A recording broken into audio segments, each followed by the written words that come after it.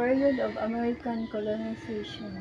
Discuss the implementation of the American governance, education, and infrastructure. Highlights tensions and resistance from Filipino nationalists such as the Moro Rebellion. So, ang kining ang period of American colonization is nag-discuss ni siya kung kano sa pang implement sa mga American nga ang kanang mga gobyerno nga mga role or kano sa ni gitukod ang kanang education o kanang education o kanang mga infrastructure like kanang mga education o kanang mga government gi-complement na sa American kay tungod kay gusto sila makakuan sa mga Pilipino kung Pilipino kung kano sa ang resistance sa mga Pilipino sa mga nationalist sa mga tungod sa mga kuan sa mga rebellion kay kanang gitukod ang education is naapoy uban nga kanang ilarang murag ilarang gisuyangan ang kwarta kay ang uban nagtukod pero mga kulang-kulang og ilang mga kanang ilang natukod like sa mga education like mga shortcut ang mga kulang og mga sa education kulang og mga books inana mao nang kanang gusto sa mga American nga magtukod og education kay para ang mga estudyante sa Pilipino is makabalo sila tanan sa mga language o daghan pa sila matun-an. Next is World War II. Describe the Japanese occupation of the Philippines during World War II. Highlights the Filipino guerrilla resistance and eventual liberation by American forces.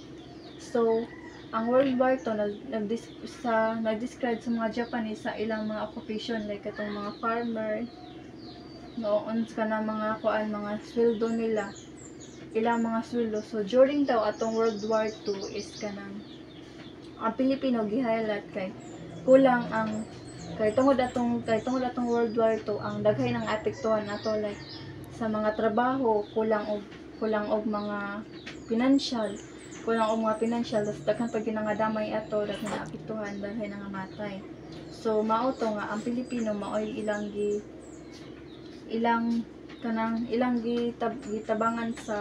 gitabangan nila kay aron ang mga Pilipino is makakuan kanang aron daghan sila matabangan sa Pilipino o kanang maghatag pod sila og mga financial kay aron makatabang sila about ato nang apektuhan sa kanang giyera katong datong World War II. So next is post-war period.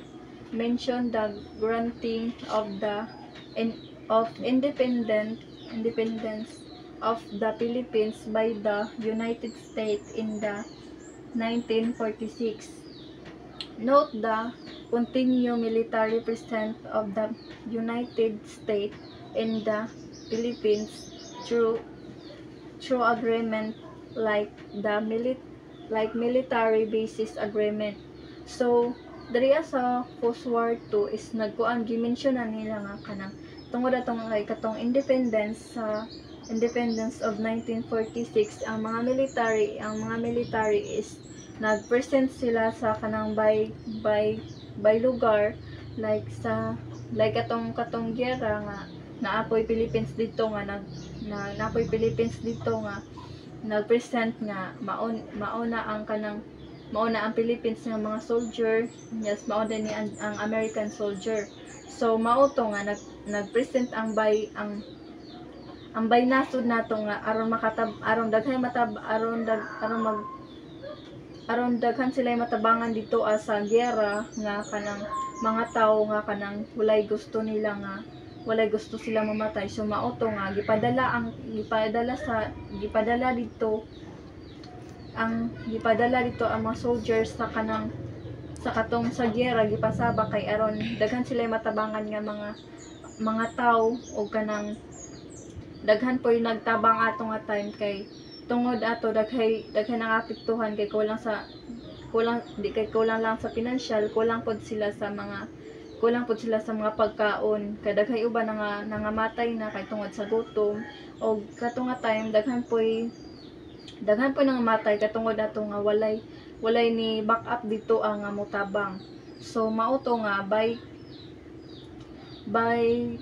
lugay kanang by like ang Philippines or America dito sila nagpadala og soldier para daghan matabangan.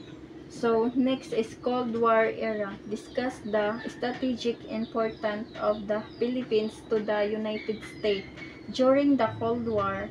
Highlights the events such as the Vietnam War and the presence of US military bases in the Philippines. So sa Cold War era is nag-discuss dito, so kung unsa ka important ang Pilipino dito para lang makatabang sila dito sa mga Pilipino nga nangaapektuhan dito og nga stranded kay tungod atong giyera. So mao to nga gitabangan sa Vietnam ang katong naa dito nga mga military kay dili sila gusto nga ang tanan dito ang nga tao dito nga tuwa dito ay dili sila gusto nga mamatay o kanang magutom. So